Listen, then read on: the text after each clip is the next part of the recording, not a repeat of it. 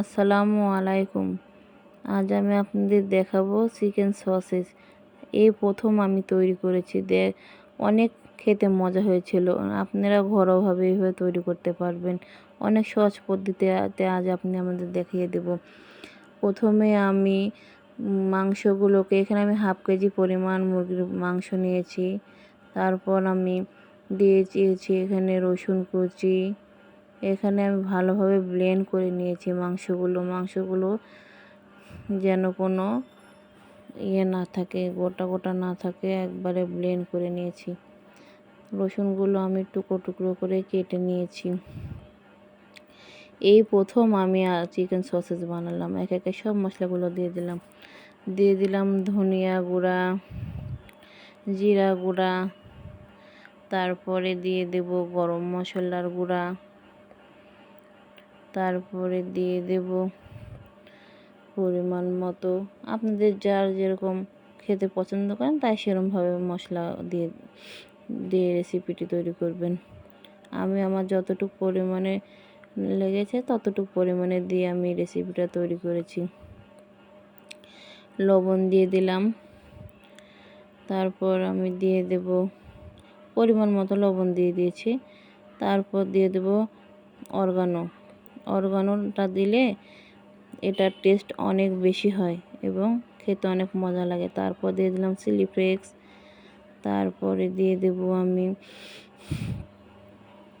আস্তে আস্তে আমি সব মশলাগুলো দিয়ে দেব।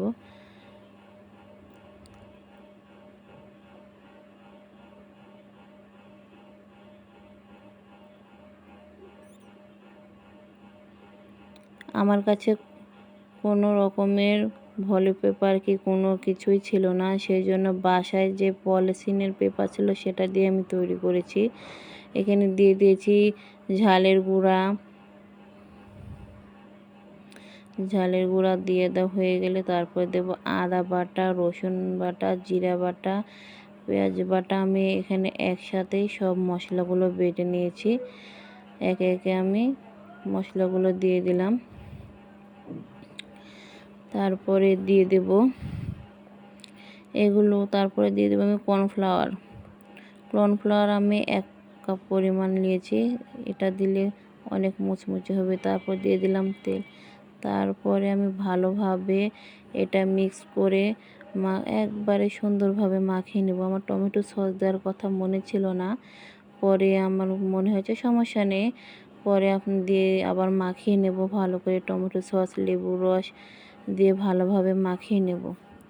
মাখিয়ে নেওয়া হয়ে গেলে তারপর আমি আমার ঘরের যে কাগজ ছিল সেই কাগজটা আমি সুন্দর করে কেটে নিয়েছি, পরিষ্কার করে নিয়েছি। নিয়ে সেখানে আমি কিভাবে দেখলে বুঝতে পারবেন, আপনারা সবাই পারবেন। এভাবে আস্তে আস্তে আমি জড়িয়ে নিয়ে একবারে মুখটাকে বেঁধে সুতা দিয়ে গিরা দিয়ে নিয়েছি, যে কোনো রকম যে ভয়েল না থাকে। ওদিকে পানি গরম করতে দিয়েছি। পানির ভিতরে আমি ভালোভাবে 15 মিনিট জাল করে নিয়েছি। জাল করা হয়ে গেলে আমার চিকেন সসেসগুলো হয়ে গেছে, একদম পারফেক্ট হয়েছে। এটা খেতে অনেক মজা ছিল। আমার সবগুলো লাগেনি, সেই জন্য আমি ফ্রিজিং করে রেখে দিয়েছি। পরে একদিন আপনাদের আমি ভেজে দেখাবো। আমি এটা সম্পূর্ণভাবে ফ্রিজে রেখে দিয়েছি।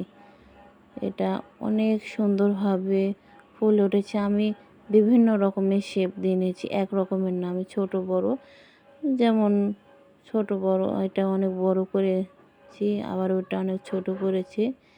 এইভাবে আমি চিকেন সসেসগুলো তৈরি করে নিয়েছি। আপনারা যেভাবে খেতে পছন্দ করেন, যেভাবে করবেন তাই সেভাবেই তৈরি করে খাবেন। সবাই ভালো থাকবেন, সুস্থ থাকবেন।